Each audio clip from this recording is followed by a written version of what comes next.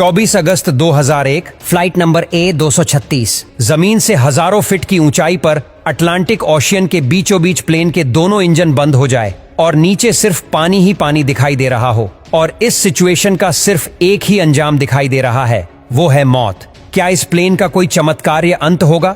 तो आइए जानते हैं इतिहास की सबसे बड़ी दिल दहला देने वाली सच्ची कहानी।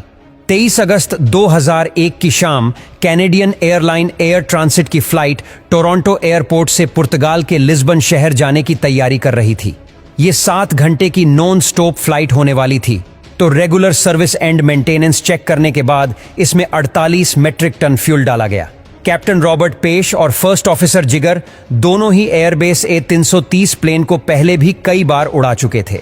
कुछ ही देर में फ्लाइट में 293 पैसेंजर्स और 13 क्रू मेंबर्स सवार हो जाते हैं और रात के करीब 9 बजे प्लेन टोरंटो के एयरपोर्ट से सफल उड़ान भरता है और चंद ही मिनटों में प्लेन अपने क्रूजिंग एल्टीट्यूड 39,000 फीट तक पहुंच जाता है। अब तक सब कुछ नॉर्मल चल रहा था और प्लेन में सवार ज्यादातर पैसेंजर्स गहरी नींद में सो चुके थे।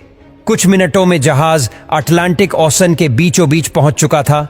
रात के करीब 1 बजे कैप्टन रॉबर्ट पेश की नजर प्लेन के इंजन नंबर 2 के कंट्रोल पैनल की तरफ पड़ी, जहां रीडिंग आ रही थी कि राइट साइड के इंजन में ऑयल प्रेशर काफी पड़ चुका था। साथ ही ऑयल की क्वांटिटी कम और ऑयल टेम्परेचर भी लो इंडिकेट हो रहा था।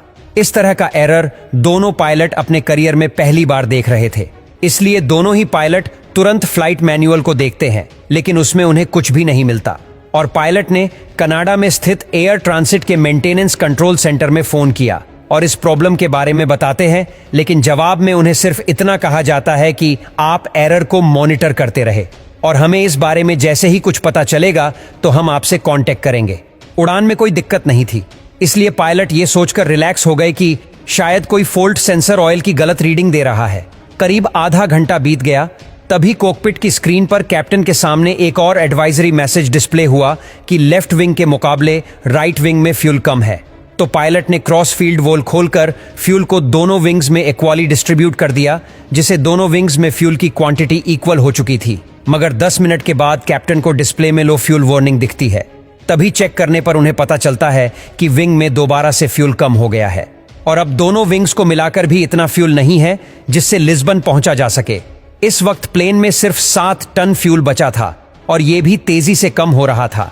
ऐसे में पायलट के पास प्लेन को डाइवर्ट करने के अलावा और कोई रास्ता नहीं था।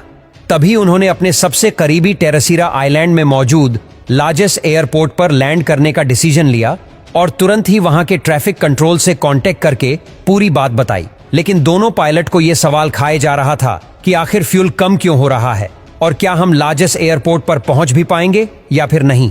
अब कंडीशन ऐसी थी कि हर 5 मिनट में 1 टन फ्यूल खत्म हो रहा था।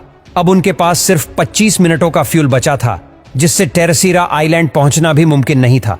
तभी अचानक से प्लेन के राइट इंजन में धमाका हुआ, जिस अंदर बैठे पैसेंजर्स में अफरा तफरी मच गई। तभी कैप्टन ने पैसेंजर्स को शांत बैठने की रिक्वेस्ट की। प्लेन में अब 4.5 टन फ्यूल और सिर्फ 1 इंजन बचा था, जिससे इतने बड़े प्लेन का क्रूज करना मुमकिन नहीं था।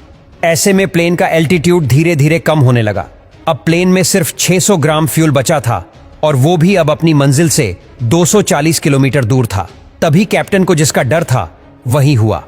प्लेन का लेफ्ट इंजन भी अपने फुल ट्रस्ट पर चलने की वजह से जल गया और अब फ्लाइट बगैर किसी इंजन के अटलांटिक ओशन के ऊपर ग्लाइड करने लगा। अब लार्जेस्ट एयरपोर्ट 120 किलोमीटर की दूरी पर था। प्लेन 3000 फीट तक नीचे आ गया था।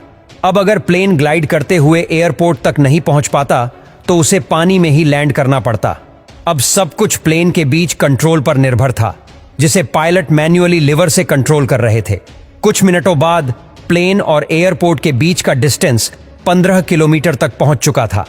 इतने डिस्टेंस पर फ्लाइट का एल्टीट्यूड 3000 फीट रखने की सलाह दी जाती है, जबकि इस प्लेन का एल्टीट्यूड 13,000 फीट था। अब पायलट ने वहीं पर 1360 डिग्री टर्न लगाया, जिससे प्लेन और एयरपोर्ट के बीच का डिस्टेंस तो उतना ही था, लेकिन एल्टीट्यूड 8000 फीट से कम होकर 5000 फीट तक पहुंच चुका था, जो रेकमेंडेड लेवल से अब भी 2000 फीट ज्यादा था। इसलिए पायलट ने प्लेन को एयरपोर्ट के रनवे की तरफ मोड़ा और फिर कुछ एस टर्न्स लगाए। इस जिगजग पैटर्न में आगे पीछे होने से प्लेन को एल्टीट्यूड कम करने का कुछ एक्स्ट्रा टाइम मिला। अब नॉर्मली लैंडिंग के वक्त प्लेन की नोज को ऊपर रखने के लिए फिलिप्स और इंजन थ्रस्ट का इस्तेमाल किया जाता है, लेकिन पायलट इंजन थ्रस्ट के बिना फिलिप्स को भी नहीं खोल सकते थे, क्योंकि ऐसा करने से फ्लैप से मिलने वाला एयर ड्रैग प्लेन को और आगे झुका देता और क्रैश लैंडिंग हो जाती। इसलिए पायलट ने फ्लैप को बंद रखते हुए लैंडिंग करने का डिसीजन लिया, जिससे प्लेन और रनवे के काफी तेज टक्कर हुई और 12 मिनट में 8 टायर फट गए, जिससे प्लेन स्केट करता हुआ एक तरफ खिसक रहा था। लेकिन कैप्टन ने बड़ी ही सूझबूझ से धीरे धीरे ब्रेक लगाई और आखिरकार प्लेन रुक गया। लेकिन तभी प्लेन की लैंडिंग गियर में धमाके के साथ आग भड़क उठी।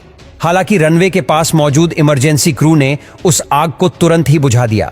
इस तरह एयर ट्रांसिट फ्लाइट 236 के जांबाज पायलट ने 306 मुसाफिरों की जान बचाई और आज तक ये इतिहास का ऐसा इकलौता प्लेन है जिसने बगैर किसी इंजन के इतनी ज्यादा देर तक ग्लाइड करते हुए अपनी मंजिल तक पहुंचने का रिकॉर्ड बनाया है।